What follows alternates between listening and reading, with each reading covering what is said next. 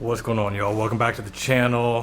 For those that are subscribers, you probably have noticed that I haven't published a lot here in the last month, and there's a reason, and that's what I want to share with you today. First, I want to share this with you. So I know we're talking about wealth hacking here, investing, all that good stuff, and right now I'm getting ready to show you a picture that I colored. And what you're seeing here is In-N-Out Burger. This is in Las Vegas, Nevada, and this is where my wife and I talked to my father-in-law and let him know that we wanted to get married. I was visiting my mom. We were there visiting my mom. They're meeting her for the first time. I was getting ready to be deployed to Iraq in a few months. We were already engaged, and we decided while we were in Vegas, like, we wanted to get married, you know, just like Britney Spears and all the other famous people that do that. So there's a little fun fact you might not have known about Jeff Rose, that we got married in Vegas. That's right, Vegas, baby, Vegas. See, the reason that I colored that picture was because I asked each of my kids to draw a picture of their favorite memory of Poppy. And Poppy is my father-in-law. This was when he was in the hospital. This was last year. He went to the ER, Vanderbilt ER, and we later learned that he was diagnosed with ALS. And for those that aren't familiar with ALS, I know for me, I wasn't familiar with ALS. It is one of the most depressing, grueling diseases that you can endure and that you can see a loved one go through. So we saw this man who was 69 years of age, who could do anything, build anything, become just a shell of who he was. I apologize that I'm getting emotional. Haven't done this a lot on this channel. Probably seen a different side of me. This is probably one of the main reasons why I haven't recorded this video or any videos, is because just a few weeks ago, my father-in-law passed away. He fought as hard as he could, as long as he could, and finally his body just could not fight anymore. And it has been one of the most difficult seasons that my family's gone through, that my family is still going through. But there also has been some amazing blessings that have come out of this. And I know I don't talk about like my faith a lot on this channel, but my father-in-law, you know, he did find Christ, and that was a huge thing. And I'm not here to judge you. I'm not here to preach to you. I'm just sharing what was important for myself and my family, and he ended up giving my kids and my family one of the greatest gifts just by doing that, and also by approaching each day as a blessing. And for a guy who typically that I knew as being very negative, sometimes just stubborn, to see him to just try to approach each day as positive as he could, it truly was a blessing. And what I wanted to share with you, though, in this video is just walk you through some of the financial thing, not all financial things, but just basically 4 big things that on the financial side, life planning side, that I saw, that I've seen before when I was working with other clients. You know, I was a practicing financial planner for like 16 plus years. So I saw a lot of mistakes that were made. I saw a lot of coulda, woulda, shouldas, you know, when it came to life planning, estate planning. And I also saw some of these, you know, with my father-in-law and also my mother-in-law. And, you know, luckily we were able to get involved as much as we could prior to him passing.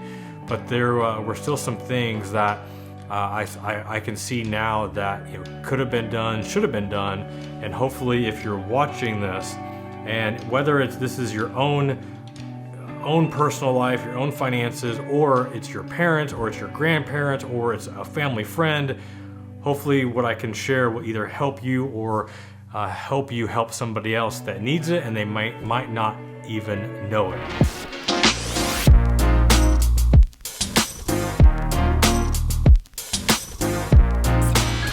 So these are the 4 things that you need to know. And the first one is know what you got. And you would be surprised that how many people I run into that don't know exactly how much they have, what they have, where they have it.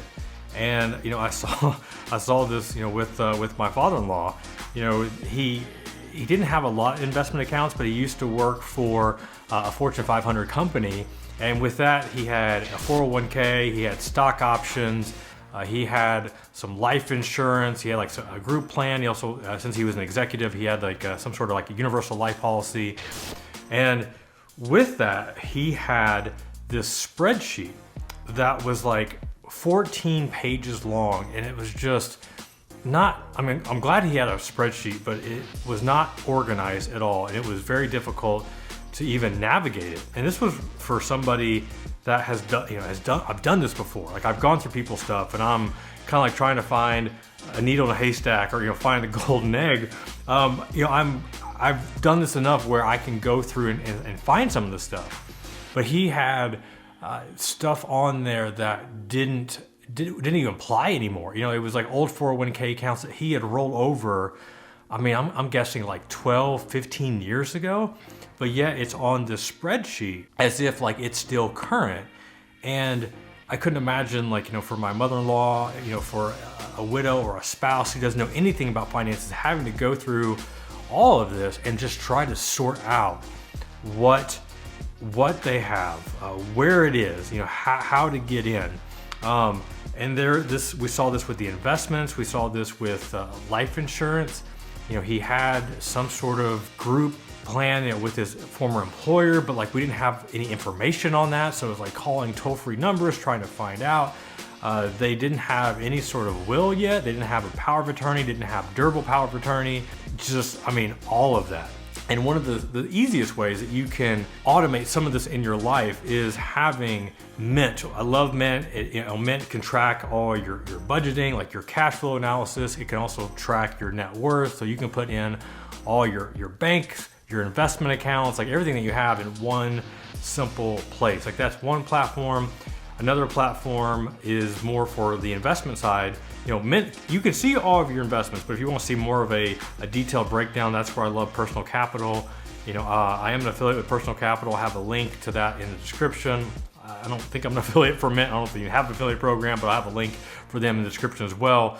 But these are just simple ways where you can just automatically track everything that you have, and you just start adding stuff. And Personal Capital also allows you to add anything that's not trackable. So it could be your like a home, or like if you have like a boat, ATV, 4-wheelers, extra cars, collectibles, just stuff like that maybe you can't track, but you want to have that value so you can see what your total net worth is. Also allows your family members to see like everything that you have of significant value. So like that's an important thing. All right, the second thing is you have to know how to get access to all of these accounts. Once again, we have this spreadsheet that was pretty well outdated. A lot of the passwords didn't work anymore, so we're having to do password verification, having to send a text to his phone, and then use that to change the password, find out what the usernames are. And sometimes like you have to call a toll-free number, press £1, £2, trying to get a hold of a representative, just to be able to speak to somebody and all this. And it's one of those things where, the mother-in-law, she didn't know anything about these passwords. She didn't know a lot of this information, so she would have to ask him. So, eventually like he wasn't going to be here, just like he's not here now. And just to be able to get access to any of this stuff. And this is where a simple, I love LastPass. I know like there are other ones out there, Password, I think there's 1Password. We've been using LastPass for quite some time. They have a free option that allows you, I think it's just one user right now. You have to check their website to see exactly, what the different services that they offer. We're paying for their annual plan, and with the annual plan, it allows my wife and I, where I can share passwords. We can do multiple devices. I have it where I can access it on my phone. So anytime like I forget a password, If I know where it is, guess what? It is on LastPass. You know, it's all encrypted, it's all secure.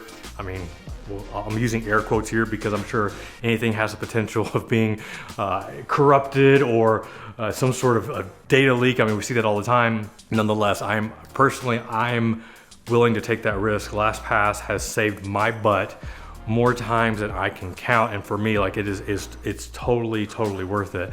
So we end up getting them on LastPass just so, you know, just to be able to get into their bank, get into like their different credit cards, some of the bills that they had, you know, some of the lenders that they needed to log into, and just everything.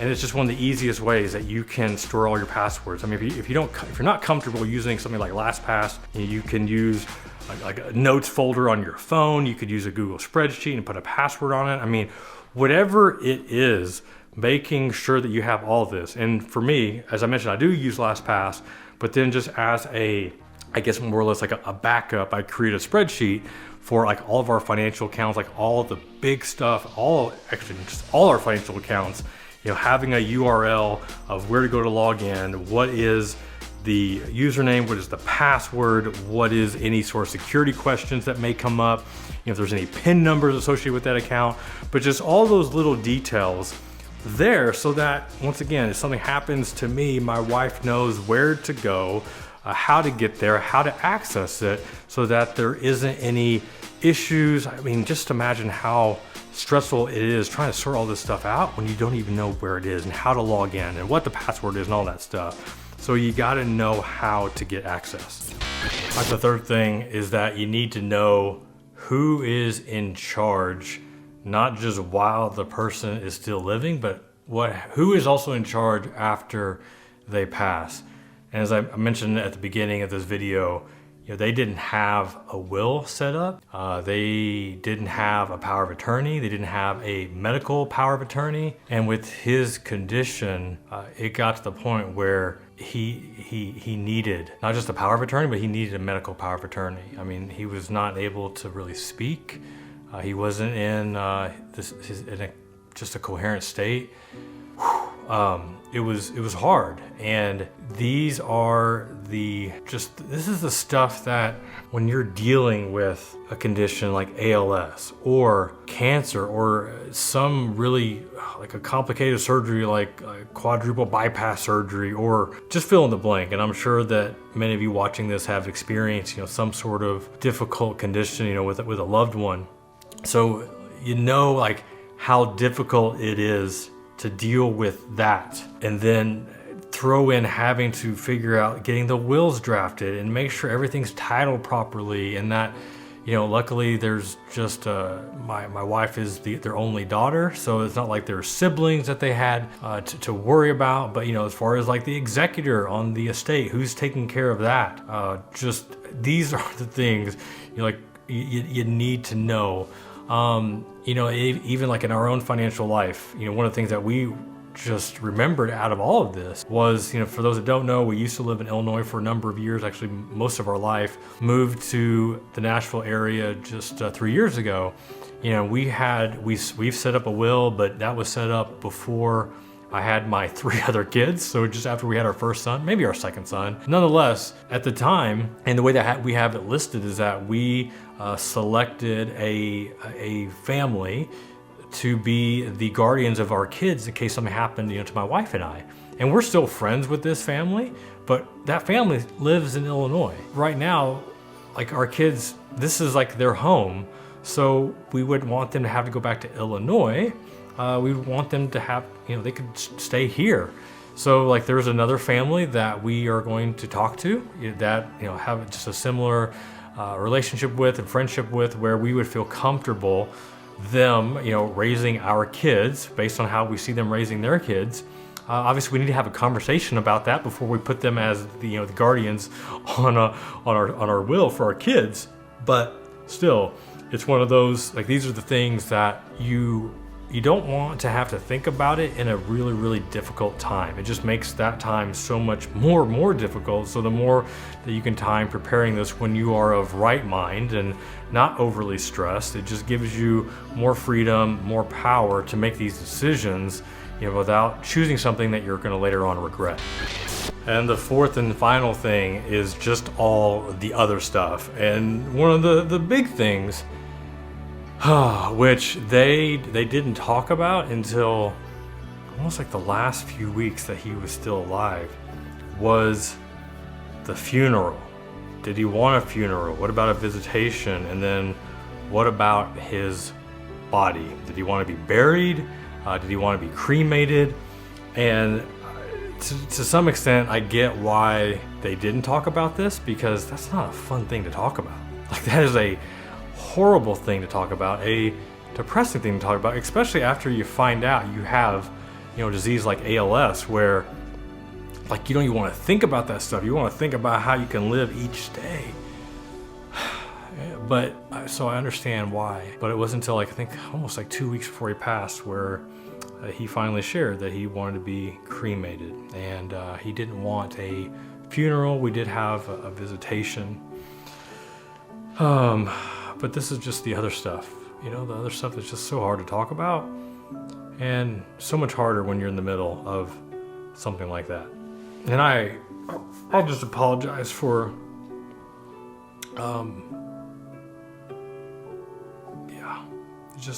it's hard, and it's still hard. And it's funny because it's my father-in-law.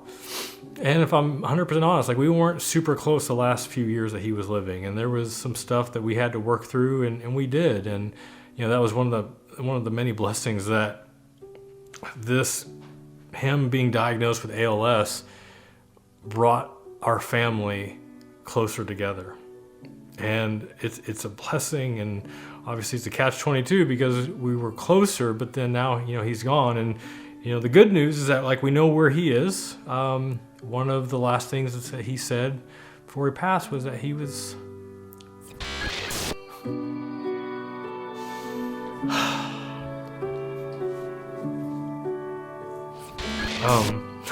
that he was ready.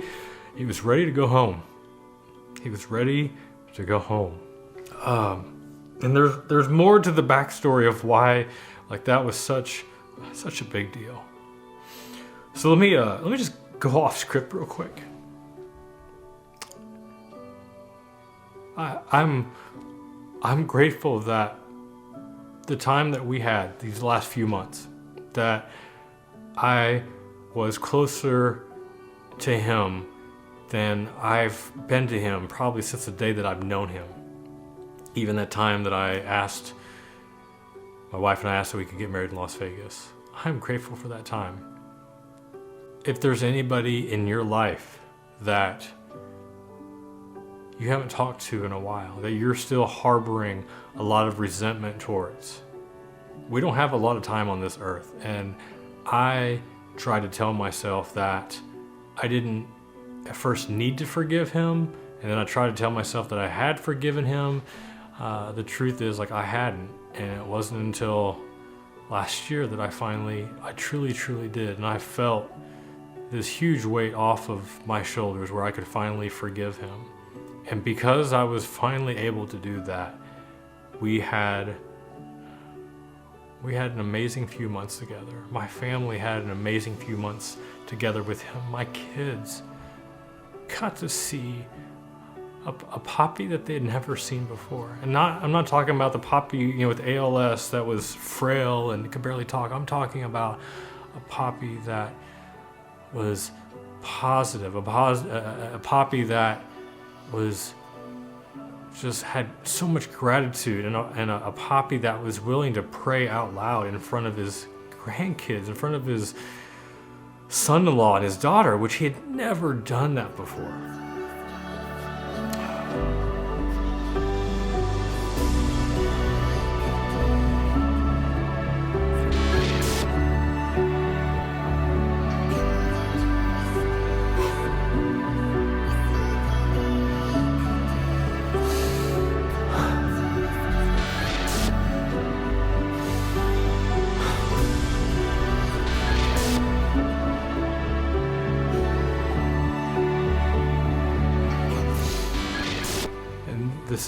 This is why you haven't seen me in a while, because I just haven't had the energy, haven't had the motivation, haven't had the spark to record anything.